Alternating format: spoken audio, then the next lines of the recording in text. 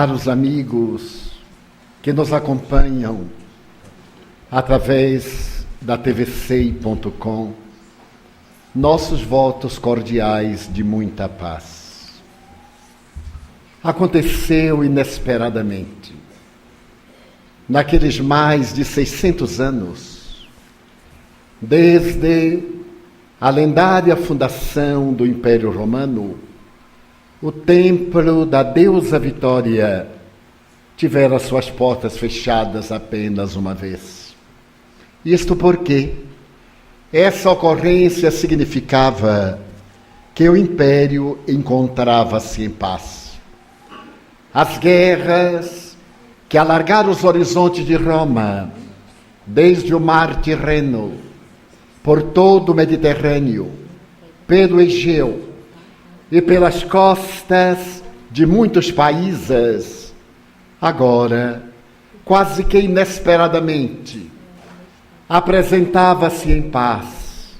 E por isso mesmo, o templo da deusa Vitória, pela segunda vez, tinha suas portas cerradas.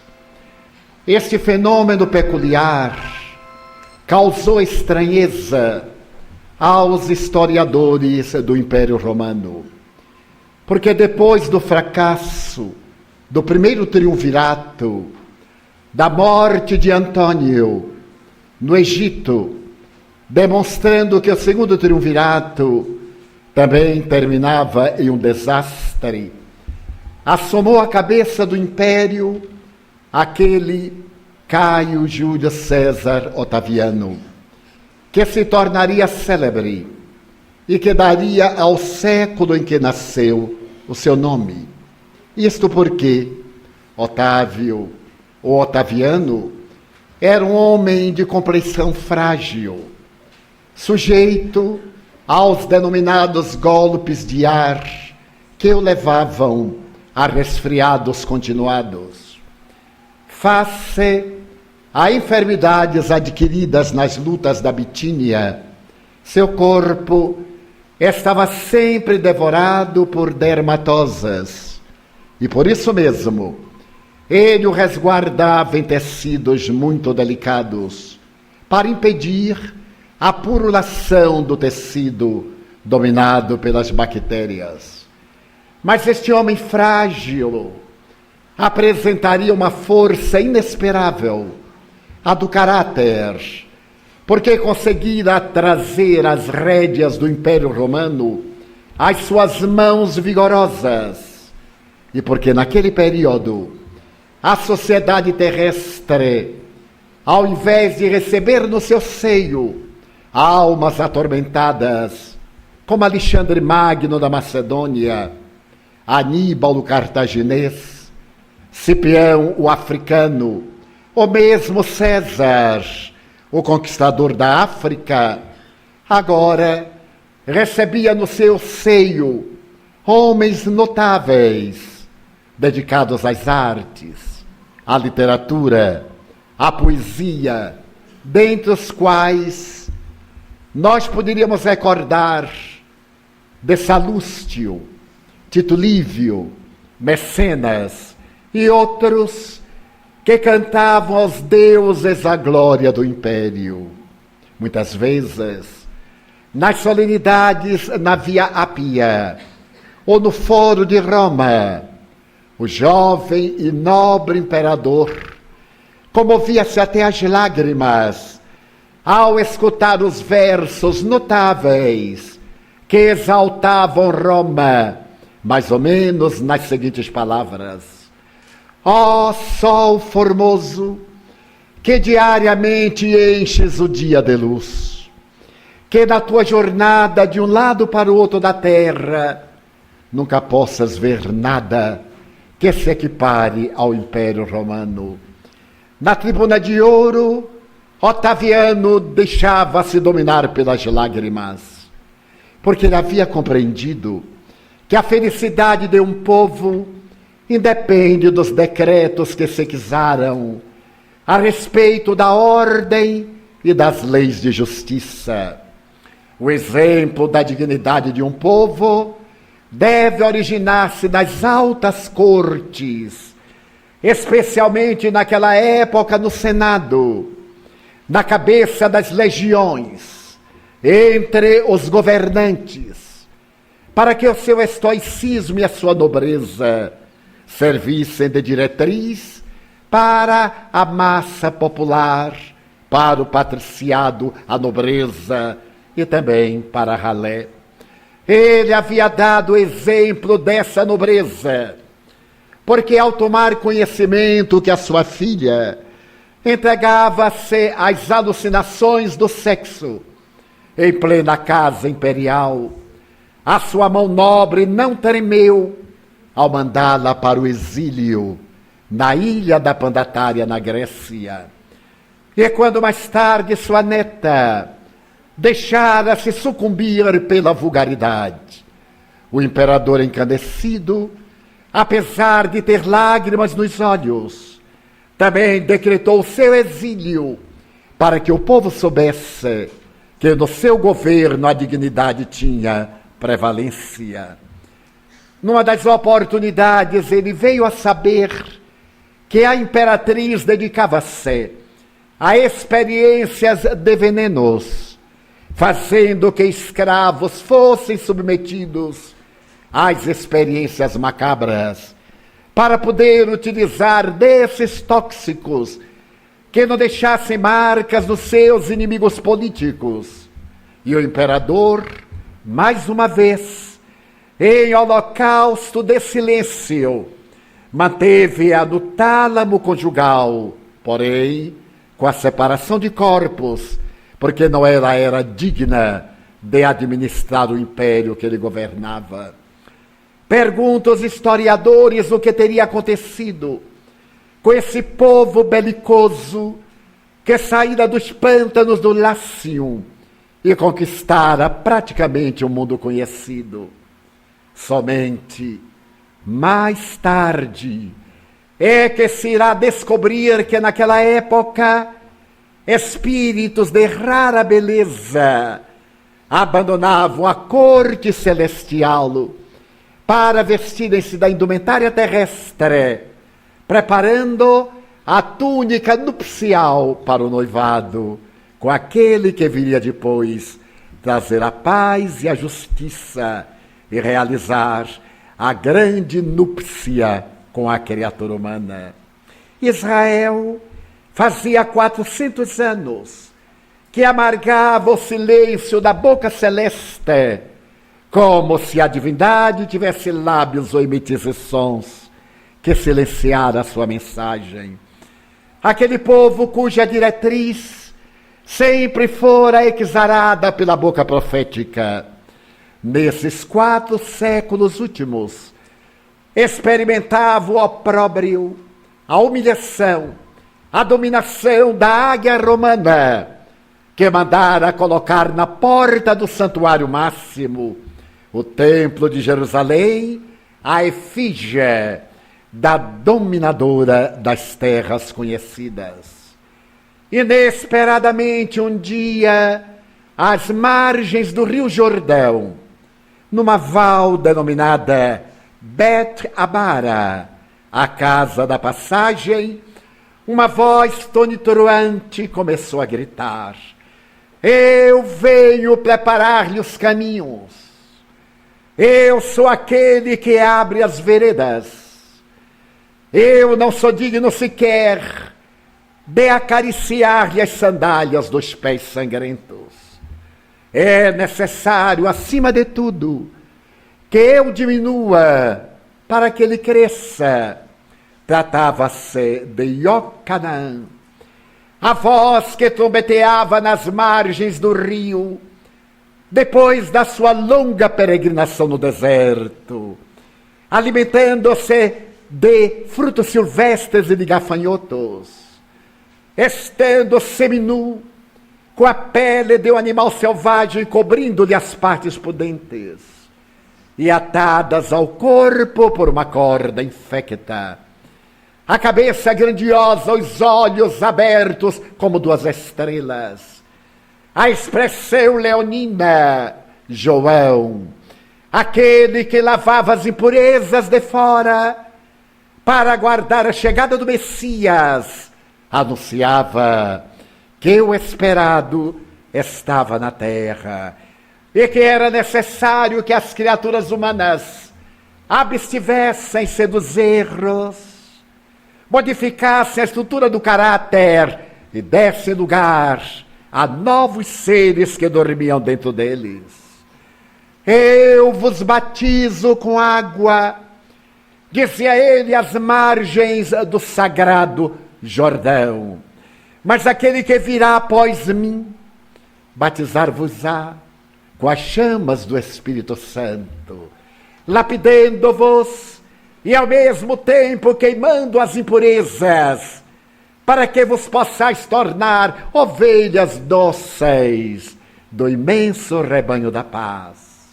E foi assim que Israel, agora dividida em tetrarquias, escutou diante das margens plácidas daquele mar que é um lago, o lago de Genezaré, também conhecido como Mar da Galileia, ou Tiberíades. Em um dia formoso de Nisan, abriu maio em Israel, em plena primavera, uma doce voz que cantava uma sinfonia que permaneceria intérmina através dos evos, conclamando às criaturas as bem-aventuranças. Foi ali às margens daquele mar piscoso, que se encontrava na parte baixa da terra, 200 metros abaixo do nível do mar Mediterrâneo, que a sua voz, como sendo uma canção cantada à distância, chegou aos ouvidos quase surdos da sociedade decadente que ali então vivia. A Galileia era então considerada uma região de opróbrio. Que pode vir de bom da Galileia? Interrogavam com certo cinismo aqueles que habitavam a gloriosa Judeia, na parte mais alta de Israel. A Galileia era a região dos pescadores, dos agricultores, das pessoas simples que amavam a natureza. E por essa razão o Messias preferiu a alma dúctil do povo para poder incrementar em cada coração o desejo de ser melhor e esculpir na alma as boas novas de alegria. Perguntava-se por que poderia vir da Galileia aquele que era o profeta, se Israel estava saturada de falsos profetas. Que poderia ele trazer de novo, quando então o Sermão da Montanha mudou as estruturas do pensamento terrestre, dando lugar a uma nova ordem sociopsicológica, porque até aquele dia inolvidável, diz um dos discípulos que, subindo a montanha, ele parou e falou à multidão. Outro, no entanto, diz que descendo a montanha, ele parou e falou à multidão. Que importa se ele descia ou se ele subia? Importa que, parando em determinado lugar, ele abriu a sua boca e cantou a sinfonia de bênçãos. Até então acreditava-se que herói era aquele que vai para o campo de batalha e se destaca no solo juncado de cadáveres.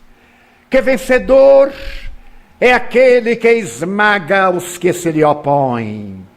A partir daquele momento, houve uma alteração radical nesse sentido sociológico, porque herói deixou de ser aquele que se põe acima dos miseráveis que tombaram, para caracterizar aquele que tem a coragem de enfrentar no campo de batalha interna os vícios, as paixões asselvajadas e superá-las com sorriso de alegria, sem as marcas do pessimismo nem da angústia. Vencedor deixou de ser aquele que esmaga os outros para ser aquele que se vence a si mesmo. Porque vencer os outros é muito fácil. Pode-se vencer outrem através da calúnia ou de uma bala, com o punhal ou com a maledicência, através da traição ou da infâmia.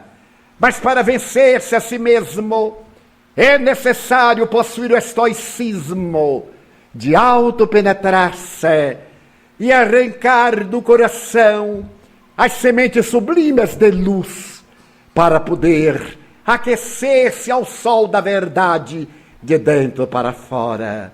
Então havia chegado Jesus, aquele doce e suave profeta, poeta, cantor das margens plácidas do Tiberíades, sensibilizava as almas que se lhe acercavam.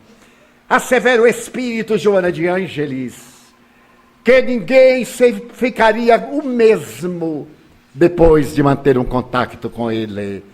Por mais breve fosse esse contato, aquele que se lhe acercasse saía totalmente modificado, iluminado pela sua presença magnética e transformado no cerne do ser que é cada um de nós. Então era natural que a notícia corresse de boca a ouvido a boca e que as multidões esfaimadas de paz e de pão, com sede de justiça e da linfa do amor, acorressem pressurosas às regiões por onde ele deambulava. Era singular esse homem de Nazaré, que, no entanto, havia nascido na província de Belém, nas cercanias de Jerusalém, a terra de Judá. Segundo os melhores biógrafos, ele deveria ter um corpo esguio, variando de 1,75 m para 1,78 m. A cabeleira era abundante à nazarena. Equivale dizer que partida ao meio caía-lhe em madeixas sobre os ombros magros. A barba jamais rasurada antes também descia-lhe pelo tórax magro. Naquele rosto angulhoso, a testa larga e os olhos, 2 estrelas no céu da face, brilhantes e penetrantes, estavam amparados pelos zigomas salientes, as narinas arfantes e a expressão de ternura e de misericórdia. Era sempre assim que ele atendia aos necessitados que o buscavam. A indumentária era tecida sem costuras, na roca da sua própria mãe, invariavelmente no tom dos tecidos cinzentos, invariavelmente seguindo a tradição, com um manto azuláceo, colocado da direita para a esquerda. Mas este homem, cuja presença irradiava tranquilidade e harmonia, por onde passava, deixava o rastro luminoso da sua misericórdia. As multidões buscavam-no na expectativa de terem solucionados os seus problemas. Como hoje, os mesmos problemas das afecções, das infecções, das paralisias, das alucinações, das degradações da alma, que se apresentam como feridas que exteriorizam a putrefação da inferioridade humana. E ele, misericordioso, distendia a generosa mão e fazia que os tecidos recuperassem-se, produzindo a aceleração atômica das partículas que os constituíam, produzindo-lhes a imediata renovação. A voz era meiga e penetrante, mesmo quando se fazia necessária a energia e o reproche, porque ele se representava a perfeita harmonia entre os arquétipos a que se referirá mais tarde Carl Gustav Jung, a ânima e o ânimos. Em determinado momento, diante da mulher surpreendida em adultério, que lhe foi levada para que ele se contradissesse, seus olhos penetrantes invadiram aquelas almas espúrias dos julgadores, enquanto lhe atirando a mulher aos pés, diziam, eufóricos e cínicos, ei-la que foi surpreendida em adultério. A lei assevera que ela necessariamente deve ser punida, lapidada, para que se cumpra a justiça. Nada obstante, tu asseveras que o perdão deve ser a tônica da nossa vida. Afinal, que faremos com ela? A mulher chorava. Havia sido surpreendida em adultério, sim. Mas seria lhe perguntar-se onde estaria o adúltero. Porque atrás de toda mulher que tomba, tem um covarde escondido. Ela deveria pagar o preço do seu delíquio. E ele que a seduzira. O mestre olhou para aqueles semblantes pusilânimes. E uma tradição assevera que ele respondeu com a sabedoria que lhe era peculiar, que se cumpra a lei, porém, que ele atire as pedras lapidadoras àqueles que dentre vós estejam isentos de pecados. E se teria abaixado e começado a escrevinhar no pó que se adensava sobre as pedras da praça. E como era natural, a curiosidade dos circunstantes odiava. E ele então escrevia ladrão, e aquele que olhava saía, porque realmente era um larápio, hipócrita, venal, e cada um que dirigia os olhos curiosamente para o que ele escrevia, recebia a resposta que os impedia de atirar pedras, porque eram todos igualmente pecadores. E em breve, a praça ficou deserta, ele e a mulher surpreendida no delíquio. Então, entre o silêncio que se lhes fizera natural, ele interrogou a mulher que chorava, arrependida, magoada pela traição. Mulher, aonde estão aqueles que te acusaram?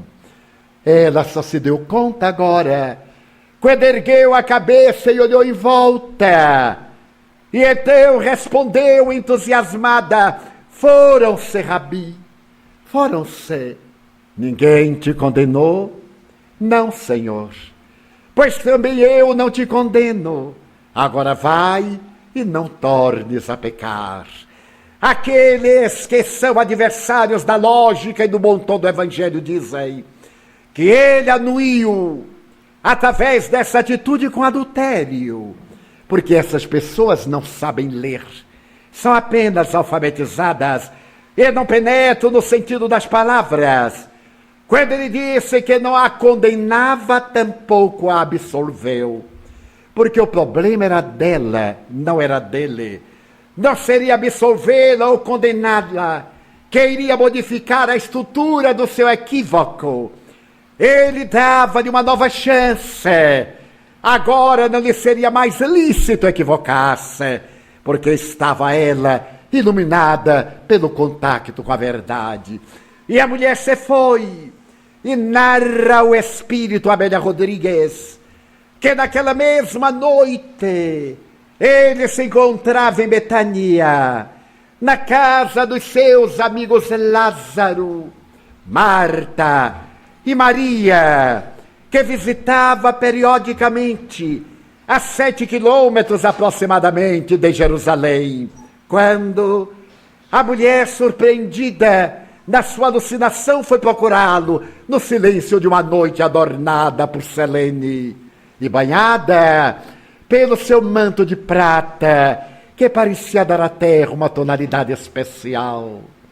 As ânsias da natureza respirava onomatopeias especiais, e a sombra de uma pérgola, como a roseira despedaçada em pétalas rubras de sangue, ele recebeu a mulher equivocada, que ainda emocionada acercou-se-lhe, e tomada das emoções daquele momento disse: Senhor, eu desejaria pedir-te que me ensinasses alguma coisa da tua palavra. Eu sei que errei e não me venho justificar. Desejo dizer-te, no entanto, que o meu marido, que visita lupanares e não sai das tascas onde se entrega a embriaguez dos sentidos e a devassidão, fazia muito tempo que se não desincumbia dos deveres do tálamo conjugal. Foi ele quem levou o lobo para dentro de casa, o seu amigo, na solidão em que eu me debatia, na angústia do desprezo. Deixei-me encantar pelas palavras floridas desse terrível adversário da minha paz, que me ludibriou. Mas não era ele a quem eu amei, Senhor. Toda vez quando ele me dizia suas palavras quentes, cheias de promessas aos ouvidos da minha alma, eu delirava, porque recordava as palavras que meu amigo dissera na juventude. Eu transferia deste homem para aquele que me dava o desprezo às minhas emoções. Em verdade, eu não o traí. Quando me entreguei a esse devorador da minha vida, era em meu marido que eu pensava. Fazia tanto tempo de abandono. Que farei da minha vida? Ama. Se tu lograres amar, a tua vida será um festival de bênçãos. Mas como amar, se agora estou colocada na rua da amargura e atirada aos porões do desprezo? Ama. O amor é um tônico que somente podem sorver aqueles que se encontram no olvido, no abandono e que são carentes. O amor é maior para aquele que mais ama. E se tu amares mais aqueles que agora te perseguem, tu estarás enriquecida pelo amor. Então ama. Não examines as circunstâncias do teu equívoco. Examina as infinitas possibilidades que se abrem na direção do teu futuro e avança cantando o hino de alegria da era nova. O evangelho não veio para aqueles que são felizes, e é por isso que os fariseus dizem que eu sou um comilão e um beberrão, porque eu confraternizo com os miseráveis. É para eles que eu venho, os Haret, essa ralé da sociedade, a quem ninguém dá a menor importância, porque eu sou o pão da vida. E aquele que de mim se nutre, nunca mais tem fome. Eu sou a água do estralo, e aquele que me sorve, não tem mais sede. Então, se tu desejas a paz, vai e ama. O Pai é, acima de tudo, o amor, por excelência. A mulher estava deslumbrada. Jamais ouvira alguém tão rico de compaixão. Não era um homem que ele falava, era a ânima daquele homem singular, era a mãe, que através dele expressava-se com infinita ternura.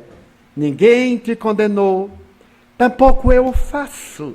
Sequer eu te julgo, porque todos julgam pela aparência. Mas eu que conheço as nascentes do coração, a ninguém eu julgo. Agora vai em paz. A mulher ergueu-se. Ela não era vítima do passado, conforme propõe a moderna psicologia. Estava diante dela o vir a ser, as infinitas possibilidades do amanhã. Levantou-se, e quando a alva chegava a Jerusalém, A mulher, surpreendida em adultério, tomava dos seus mínimos pertences e ganhava as estradas na direção de terras longínquas. 20 anos depois, em uma região quase inóspita, uma mulher agora amadurecida, marcada pelas cicatrizes do amor não amado, das experiências não coroadas de bênçãos, lavava as exulcerações de mendigos e de enfermos que transitavam pela estrada que levava na direção do mar. Ali, uma casa tosca, de amplas proporções, acolhia os miseráveis que deambulavam por toda parte, mercadejando as suas necessidades. Foi em plena invernia que lhe trouxeram um homem marcado pelas asperezas do sofrimento, devorado pelas febres do deserto. Poder-se dizer que talvez fossem as febres palustres, então desconhecidas. Aquela mulher que havia erguido um lar para os que não têm lar, e que falava docemente de um carpinteiro que viera esculpir nas almas os madeiros da libertação.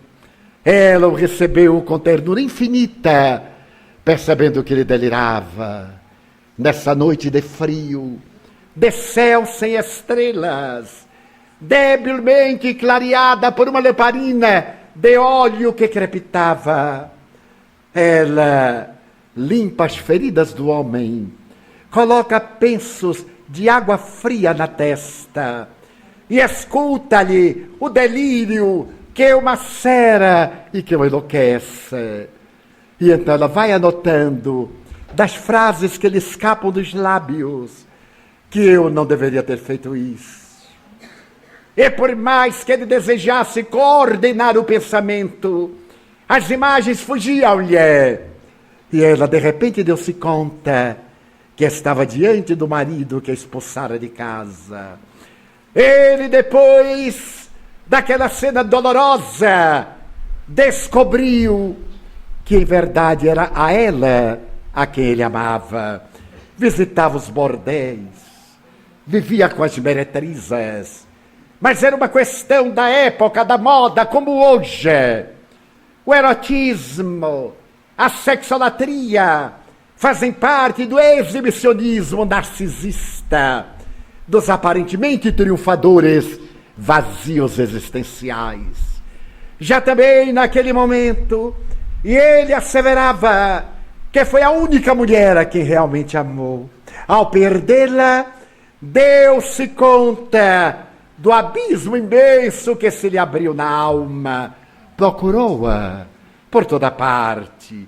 Viajou por terras estranhas, colhendo notícias e informações, e nunca a encontrou. Agora estava ali, quase à morte, lamentando aqueles anos perdidos, aqueles anos de dor e angústia, enquanto ela se recordando da manhã fatídica em que fora surpreendida no delito, por causa dele que levara a polícia do templo, depois da armadilha que ele preparara. Ela recordou-se de Jesus. Ama. E acariciando-lhe a cabeça, falou-lhe docemente: não te perturbes com o passado. Um dia veio alguém ter conosco, que nos falou que a nossa vida é nada mais, nada menos do que o amanhã. Estamos na terra para edificar o porvir, através das nossas ações do dia a dia, de cada hora. Não lamentes as lágrimas vertidas, nem as dores experienciadas, que se te transformam em degraus de ascensão, para mais tarde um dia no reino, quando despertares para a vida. Eu não lhe disse que era aquela que fora expulsa do lar. Agora não era mais a antiga esposa, era a mãe generosa, porque a mulher nasceu essencialmente para ser mãe. E mesmo nos relacionamentos sexuais, conjugais, de parceria, depois que passa um largo período e o desencanto da libido que desaparece, instala-se, eis que ela se torna mãe do marido, mãe do companheiro, mãe do parceiro.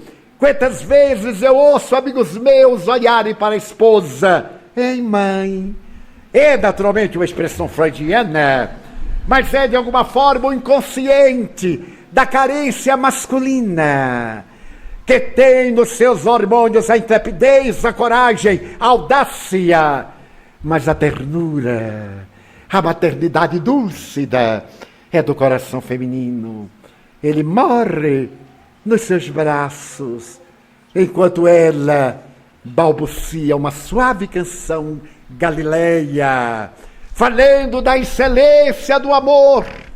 Eis porque aquele homem que havia reunido a ânima ao ânimos e que havia realizado este maravilhoso encontro do ego com o self, na identificação de Deus no seu próprio coração, era a doçura em pessoa, que não dispensava de forma nenhuma energia.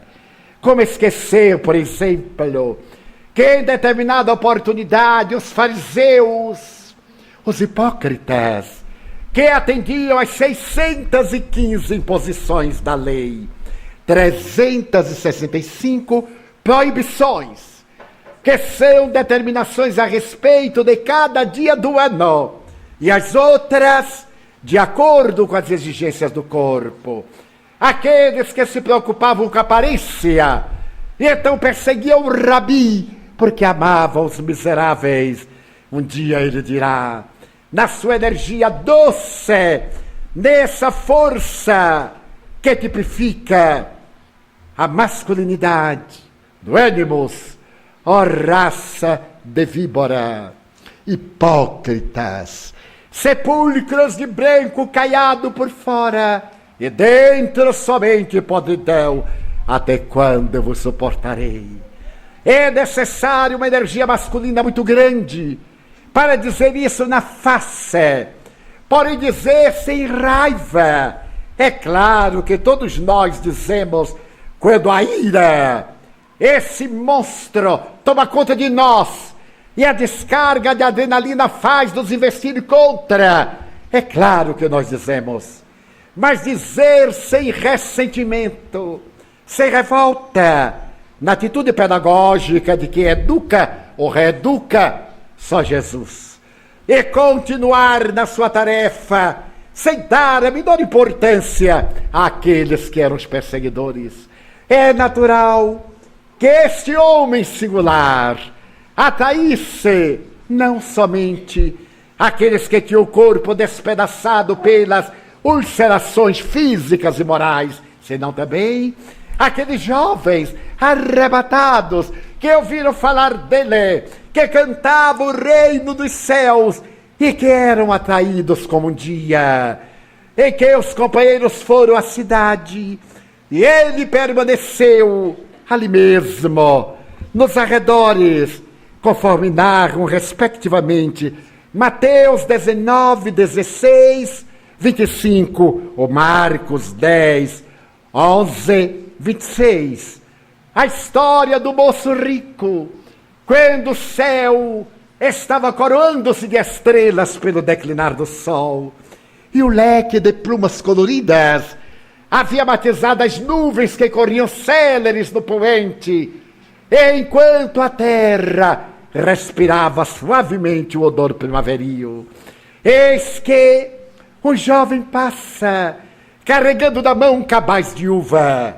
Era um jovem príncipe, e o vê em pé naquela pérgola romana, aquela atitude nobre daquele homem que parecia uma labareda crepitante, ou uma espada nua, como o define Charlie Ash, o judeu que escreve sobre Jesus.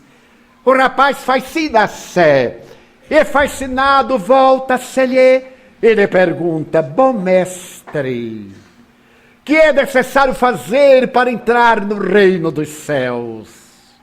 2000 anos transcorreram desde aquela noite festiva, e ainda agora se pergunta que é necessário fazer-se para entrar-se no reino dos céus. Ele suavemente olha o jovem e o ama, e redargui: a ninguém chames de bom, porque bom somente é meu Pai. Bom somente é Deus. Mestre, sim, porque eu sou. O que é que está escrito na lei? Que é que prescreve a lei? Oh, a lei prescreve que é necessário honrar pai e mãe, e eu faço. Não matar, jamais o fiz. Não roubar. E então o jovem declina os mandamentos mosaicos. E diz: tudo isso eu faço. Será que isso me basta? E o mestre sorri para o jovem e completa: não te basta. Uma coisa te falta. Vai, vende o que tens, dá-o aos pobres. Vem e segue-me. Ainda hoje, o jovem oscila. É um momento grave na historiografia da sua vida. Ele parece tremer o cabaz de uvas, solta-lhe da mão. Uma uva arrebenta-se no pó e faz um pequeno poço de lama. Então diz: mas, Rabi, eu seria capaz de doar tudo que eu tenho. Herança de meu pai. Em verdade, eu não trabalhei para acumular. Mas amanhã teremos em Cesareia de Filipe, ali, uma grande corrida de quadrigas. E eu sou o mais hábil dos candidatos. Desejo humilhar os representantes gregos e romanos. Desejo representar Israel com a minha quadriga e os meus cavalos árabes. Eu os vencerei, eu os humilharei, e depois das glórias e da ufania, eu virei seguir-te. Porque tu dizes algo que me fascina. A noite continuava serena. E o mestre, que está diante de um candidato jovem, diz-lhe com ternura: não amanhã, hoje. Mas, Rabi, eu tenho um compromisso. O mestre sorri, porque todos estamos comprometidos com a ilusão, com o prazer, com a utopia. Raros estamos comprometidos com a verdade, com o dever, com a renúncia, com a abnegação. E eu deverei desincumbir-me desse dever. Eu venderei tudo, darei aos pobres se for necessário. Mas deixa-me participar da corrida de quadrigas amanhã. Hoje, porque amanhã será tarde demais. O jovem oscila como um pêndulo de relógio e lembra-se que naquela noite ainda, logo mais, ele deve participar do banquete em que serão conferidos títulos de honorabilidade aos competidores hebreus. E lamenta, o seu tempo urge, a atração do mundo, o fascínio do homem. E então, a passos lentos, ele se afasta e parece escutar da acústica da alma: hoje, porque amanhã será tarde demais. No dia seguinte, quase 50.000 espectadores estão no imenso campo em que Roma mandara erguer na cidade de Cesareia, em homenagem a César. A corrida começa. O jovem está à frente com as mãos seguras às rédeas. Ele tem os músculos retesados. A alma está expectante. A curva é fechada. E ao fazer uma daquelas inúmeras voltas, um outro carro bate a sua na roda do céu. E ele é atirado à distância, à frente. Os animais atropelam-no, os carros que vêm atrás pisoteiam os cavalos e despedaçam-lhe o corpo. E quando ele está fremente nos estertores, ele parece ouvir na acústica da alma: hoje, amanhã será tarde demais. Mas ele vê duas mãos alvinitentes, distendidas. Vem ter comigo. Eu tenho vencido o mundo. E arrebatou-lhe o espírito para novas experiências. O evangelista Marcos assevera que os apóstolos, quando voltaram da cidade naquela noite, encontraram-no melancólico mais do que de outras vezes. E era inevitável a pergunta: Senhor, que tens? Em verdade vos digo que é tão difícil no rico entrar no reino dos céus. E a célebre frase: é mais fácil um camelo passar pelo fundo de uma agulha do que um rico entrar no reino dos céus. Interpreta esse camelo não como dromedário, mas como cabo, corda, linha, de espessura volumosa, maior do que o orifício. Porque ele falava o aramaico, que é o dialeto da língua hebraica. E muitas vezes faltavam sinônimos ou palavras para definir outras expressões, tendo a mesma palavra vários significados, como no caso da língua portuguesa, manga, que nós podemos colocar em 5 sentidos, a depender da construção da frase. A manga da roupa, a manga do candeeiro, a manga de capim, manga, a fruta, manga do verbo zombar, do verbo mangar. Então é necessário compreender esse sentido, porque a letra mata e o espírito vivifica, disseram inúmeras vezes. Então, a frase passa à posteridade como sendo uma maldição aos endinheirados, aos indivíduos possuidores de notas fiduciárias e de altos depósitos bancários ou que investem na bolsa. Não necessariamente. Naquele sentido, quando ele fala dos ricos, ele se refere à riqueza da juventude. Pode haver tesouro maior do que a juventude. Ele refere-se ao tesouro da saúde, à riqueza da inteligência, às conquistas ético-morais. Não é riqueza apenas a moeda, mas é também o bem-estar, a alegria de viver. São tesouros incalculáveis. O cinismo costuma dizer: é verdade que o dinheiro não dá felicidade, mas ajuda. Ajuda muitas vezes a corrupção, a degradação moral. E é certo que tem uma finalidade específica que Paulo reprochava numa linguagem vulgar, que o dinheiro é o esterco de Satanás. Que não iremos levar ao pé da letra, porque sabemos que é o dinheiro que corrompe quantas vidas que se lhe entregam para poder fruir das ilusões, dos 15 minutos de holofotes, do aplauso popular, da mídia, e depois do abandono, da solidão e do desespero. A riqueza.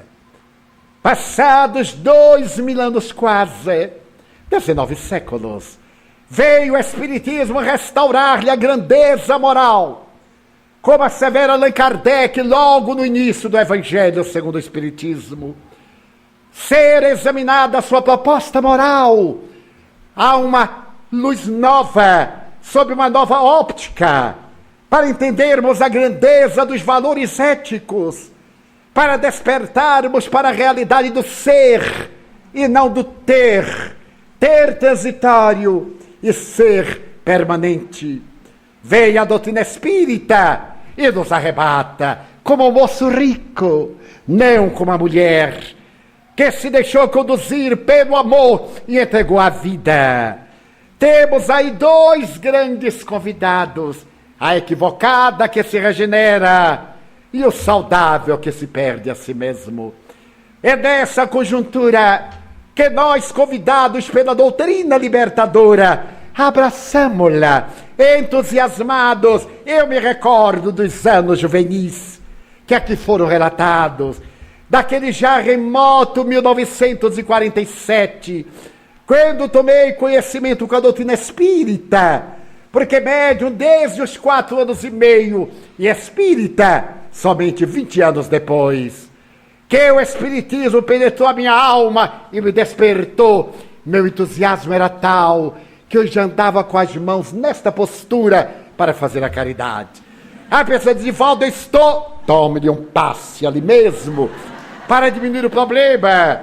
E depois desse entusiasmo, desse arrebatamento, a reflexão, como diria mais tarde, na sua renovação, Santo Agostinho, o cair em si, o amadurecer da ideia, a iluminação interior, para poder valorizar a grandeza da doutrina, a responsabilidade, como nos falou o senhor presidente, a dedicação à causa. No meu caso em particular, sem querer fazer autobiografia, não for o espiritismo e essa vida de um ser interexistente entre dois mundos, que teria sucedido comigo, senão a loucura, o suicídio ou o crime hediondo, talvez não chegando a esta provecta idade. As minhas perturbações eram de tal natureza que até hoje não aprendi a dirigir automóvel, nem bicicleta, porque estava sentado às vezes à frente, ia freando, gritando para o amigo: pare, acaba de atropelar uma pessoa. E ele, que já sabia do meu distúrbio, sorria e dizia: um a mais, um a menos, não faz diferença. E prosseguia. Não aprendi a nadar. Foi uma vida especial. A doutrina espírita chega nessa alma atormentada e apresenta o rumo áspero, sem dúvida. Nenhuma conquista é feita de utopias, mas de suores e lágrimas. Qualquer conquista ético-moral, profissional, cultural, artística, científica ou tecnológica, é sempre feita com as noites indormidas, com o ideal, com a alegria do ideal. Então, o espiritismo, eu devo a existência que se prolonga demasiadamente. Até eu penso que a memória do computador está com defeito lá do além, e que a palavra desencarnação foi riscada do meu processo. Ainda há pouco uma moça linda dizia: o que o senhor faz para ser tão jovem? Porque eu digo que o senhor tem 80 anos. Eu disse: 82. Não, eu digo sim, não, sim. Vamos ver quem ganha. 82, mas o que o senhor faz? Eu digo: eu sou feliz. E ela, jovenzinha, ficou impressionada, porque eu não lhe disse tudo. Porque eu li no meu mapa astral, está na moda, que eu vou desencarnar de paralisia infantil. Então eu estou começando o processo de volta. Até chegar lá eu vou ao enterro de muitas pessoas queridas. E farei a prece de despedida, como é natural.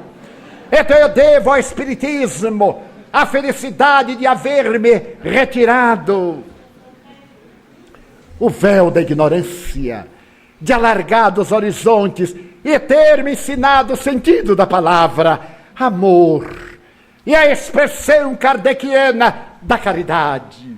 Então o que ocorre? A responsabilidade diante do compromisso espírita. Os espíritas temos um compromisso com a doutrina que abraçamos. Ser espírita é uma responsabilidade muito grave. E é por isso que muitos dizem: ainda não sou espírita, tenho muita vontade de ser. Nem na outra encarnação vai ser, vai ficar na vontade. Allan Kardec, com a sabedoria que ele era peculiar, estabeleceu que se reconhece o verdadeiro espírita pelo esforço que empreende para ser hoje melhor do que ontem, amanhã melhor do que hoje, lutando sempre contra as más inclinações. Ele não disse que o espírita é alguém que já logrou essa realização, mas é aquele que está empenhado em lograr esse objetivo, o que nos dá uma alegria imensa. Então somos espíritas imperfeitos, está muito bem. Há caminho da perfeição, ou espíritas pelo coração, conforme nos aprouver. Vivemos uma hora grave, em que o mundo espiritual inferior dirige as suas baterias contra os arraiais iluminados da doutrina espírita, para gerar confusão, para poder colocar apêndices perturbadores na sã doutrina, que não tem espaço para complementação. Eu já ouvi pessoas atrevidas, no sentido intelectual, dizerem que Allan Kardec está superado. E eu lhe fiz umas 5 perguntas sobre Allan Kardec, e ele não respondeu a nenhuma. Ele está realmente superado pela sua ignorância, porque você não leu. Eu não me refiro ao verbo estudar. Você não leu, porque são questões elementares. Então qualquer novidade que lhe chega é fantástica, é agradável, é notável, é solução, porque você ignora a solução espírita, que está dentro de nós, a transformação do ser antigo no homem novo. Então surgem a cada momento acréscimos ditados por espíritos burlões, que se aproveitam da nossa ingenuidade, ou que se aproveitam da nossa infantilidade para nos trazer modismos. Nestes 62 anos de Liga Espírita, quantos modismos! Então nós vemos aqueles outros que são os puritanos, mas eu sou espírita kardecista. O espiritismo não tem adjetivo qualificativo. Eu sou espírita. Porque se é kardecista, é porque existem outros que o não são. E como a palavra espiritismo foi cunhada por Allan Kardec, espiritista, espírita, como se queira, também são expressões por ele cunhadas. Espírita, aquele que acredita nos postulados básicos da doutrina espírita, que tem a crença em Deus, na imortalidade da alma, na comunicabilidade dos espíritos, na reencarnação, na pluralidade dos mundos habitados, no Evangelho de Jesus é Espírito e verdade, conforme ele e os seus primeiros discípulos o viveram. Este é espírita, que pratica as propostas exaradas em o Evangelho segundo o Espiritismo e apresentadas em o Livro dos Médiuns, em cujas faculdades nós encontremos a ponte que nos faculta o intercâmbio entre o mundo espiritual e o mundo material. Então o Espiritismo é doutrina que não tem ritos, que não tem cerimoniais, que não tem sacerdócio organizado, que não tem. É a doutrina, é a religião cósmica do amor, que não tem representantes nem intermediários.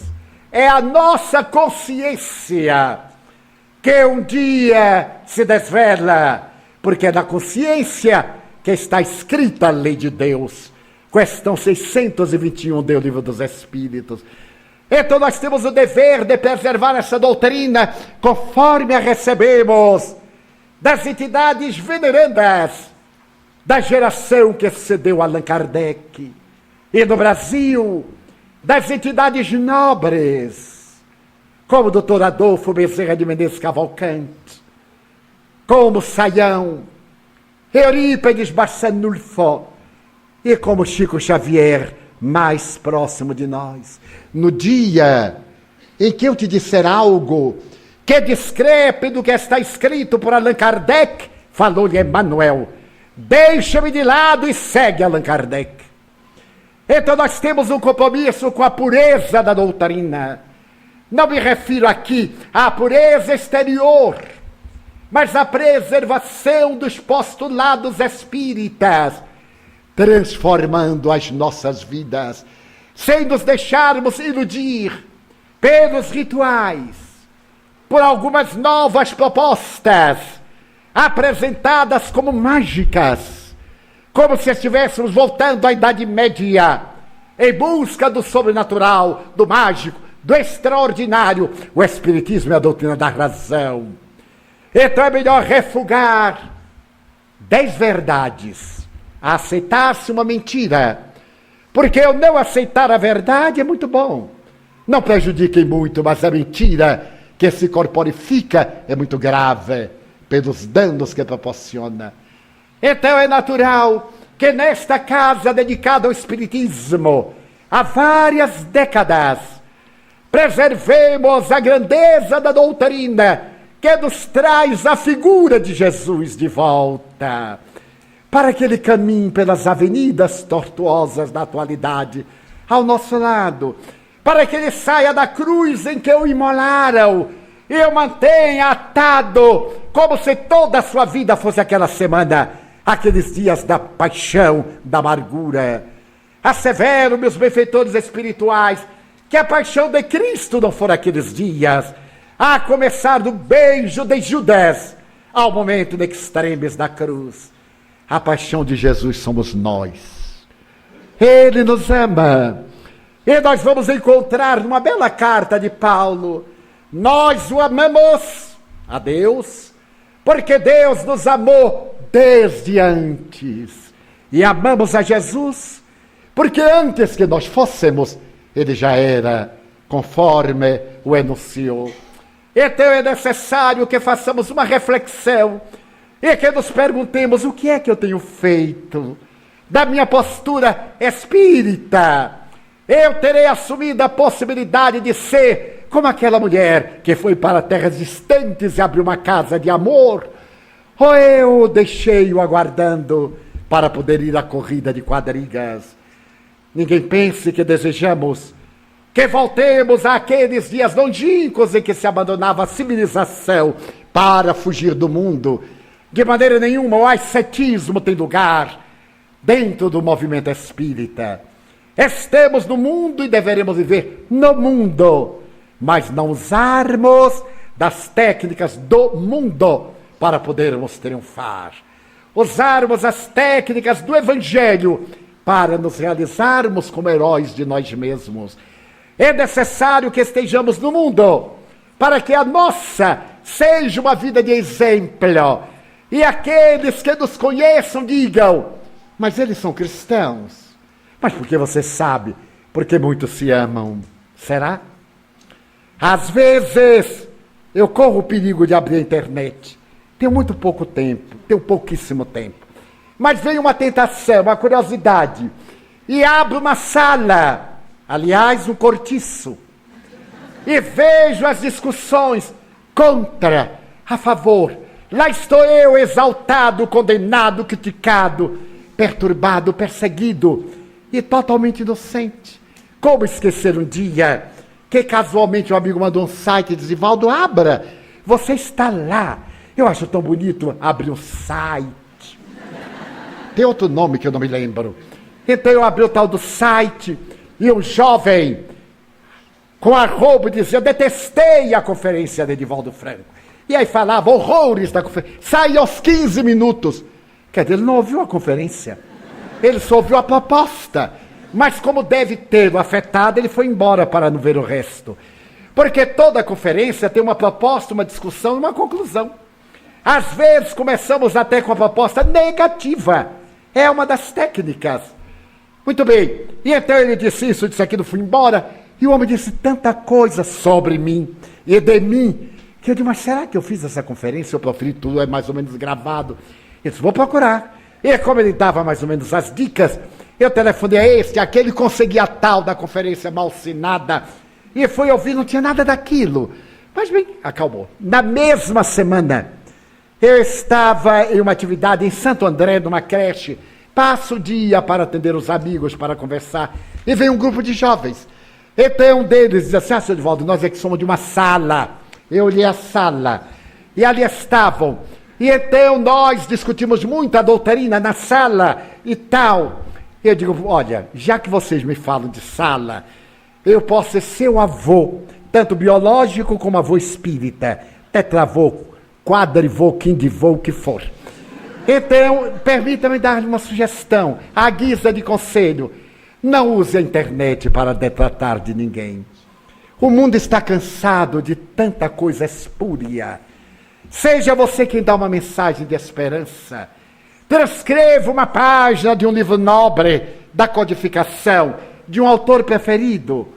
Há poucos dias mesmo, mandaram-me um site, eu abri, e um jovem falava horrores de mim.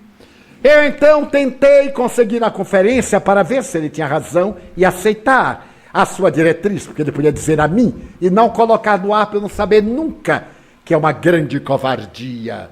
Escrever contra alguém que ele nunca vai saber, porque como ele não está na sala, ele está no quintal trabalhando. Então, aproveitem, porque um leigo abre e diz, meu Deus, como eles se detestam fraternalmente, como se odeiam sorrindo, que coisa, não vou me meter nisto. Então aproveite. E aí eu voltei ao caso, eu digo, pois é, imagine que o rapaz dizia que saiu aos 15 minutos, que pena que ele não ficou até o fim, que não me deu a chance de justificar a minha postura e tal.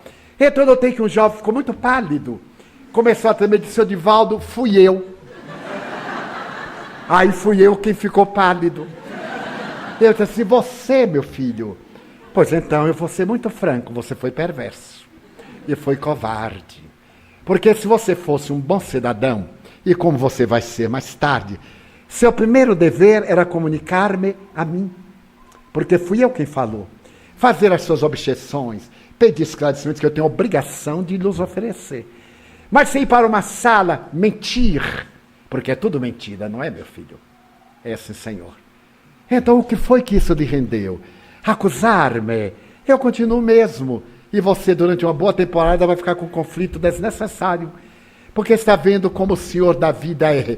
Trouxe você, que não gosta de mim, para eu poder lhe aconselhar o bem. E então falei disso muito bem. Mas seu passado, como é seu nome? Fulano, vamos começar a vida nova. E nos abraçamos. Então nós deveremos amar realmente. Se o companheiro cai, se ele erra, ao invés de divulgar o erro, demos-lhe a misericórdia, a compaixão. Ele não necessita de apedrejadores, mas de uma nova oportunidade. Aquela mulher não precisava da lapidação, talvez o marido sim, porque ele foi o responsável intelectual, ele é que não cumpriu com seu dever, ela foi vítima de si mesma e das circunstâncias. E aquele jovem que teve a chance de acompanhar Jesus, optou pela fantasia de alguns minutos de glória, na sua quadriga que se espatifou e arrebatou-lhe o corpo físico. Então Jesus está de volta na doutrina espírita.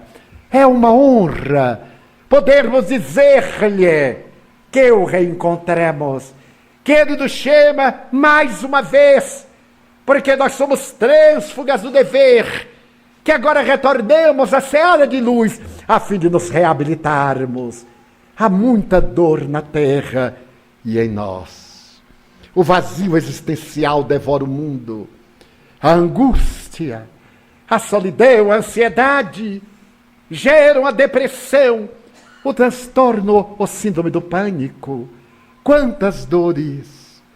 Este é o momento de amar, de nos darmos as mãos, de eleger a doutrina espírita como sendo a nossa meta, como escreveu Emmanuel, através das mãos do venerando apóstolo da mediunidade Chico Xavier. Espírita, seja o nome do teu nome. Espírita é a honra que podemos disputar por conhecer Jesus.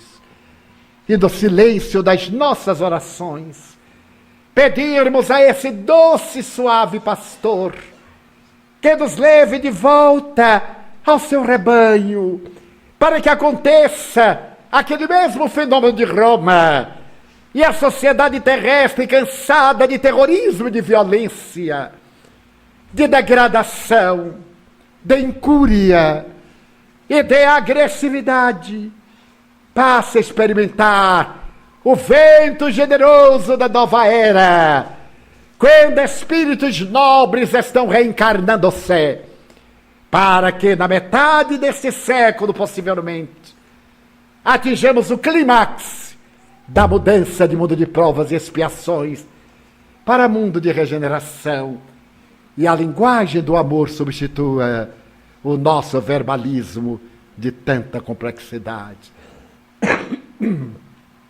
Que sejamos nós aqueles que tenhamos a honra de esparzir alegrias, apesar das dificuldades de dizermos que a vida é bela, que ela é colorida, que ela é rica.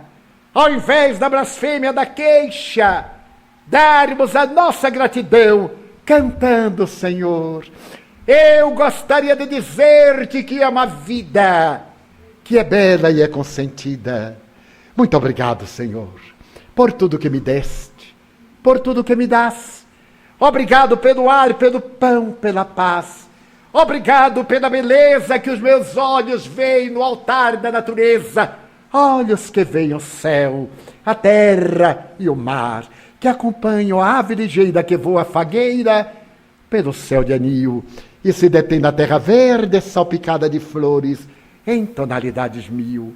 Muito obrigado, Senhor, porque eu posso ver meu amor, mas diante da minha visão eu detecto os cegos que se debatem na escuridão, que tropeçam na multidão, que choram na solidão. Por eles eu oro e a ti eu imploro com miseração, porque eu sei que depois desta lida na outra vida, eles também enxergarão. Muito obrigado, Senhor, pelos ouvidos meus, que me foram dados por Deus, ouvidos que ouvem a música do povo, que desce do morro na praça a cantar, a melodia dos imortais que a gente ouve uma vez e não esquece nunca mais, a voz melodiosa, canora melancólica do boiadeiro, e a dor que geme e que chora no coração do mundo inteiro. Pela minha faculdade de ouvir, pelos surdos eu te quero pedir, porque eu sei que depois desta lida na outra vida, eles voltaram a ouvir. Obrigado pela minha voz e pela sua voz, a voz que canta, a voz que ensina, que alfabetiza, que trauteia uma canção, que legisla, e que o teu nome profere com sentida emoção. Diante da minha melodia, eu quero rogar pelos que sofrem de afasia. Eles não cantam de noite, eles não falam de dia. Oro por eles, porque eu sei que depois desta prova, na vida nova, eles cantarão. Obrigado pelas minhas mãos, mas também pelas mãos que aram, que semeiam, que agasalham, mãos de ternura, que libertam da amargura, mãos dos adeuses, mãos que apertam mãos, mãos de sinfonias, mãos de cirurgias, mãos de poesias, mãos de psicografias, pelas mãos que atendem a velhice, a dor, o desamor, pelas mãos que no seio embalam o corpo de um filho alheio, sem receio, e pelos pés que me levam a andar sem reclamar. Obrigado, Senhor, porque eu posso caminhar. Diante do meu corpo perfeito eu te quero louvar, porque eu vejo na terra aleijados, infelizes, macerados, marcados, paralisados, que não se podem movimentar. Eu oro por eles, porque eu sei que depois desta expiação, na outra reencarnação, eles também bailarão. Muito obrigado por fim, pelo meu lar. É tão maravilhoso ter um lar. Não é importante se este lar é uma mansão, um duplex, um bangalô, seja lá o que for, uma favela, um ninho, um grabato de dor, mas que dentro dele exista a figura do amor de mãe ou de pai, de mulher ou de marido, de filho ou de irmão, a presença de um amigo, alguém que nos dê a mão, porque é muito triste viver na solidão. Mas se eu a ninguém tiver para me amar, nem um teto para me agasalhar, uma cama para repousar, nem aí eu reclamarei. Pelo contrário, eu te direi: obrigado, Senhor, porque eu nasci, Obrigado, Senhor, porque eu creio em Ti. Pelo Teu amor, obrigado, Senhor. Pela Sua atenção, muito obrigado, Senhor.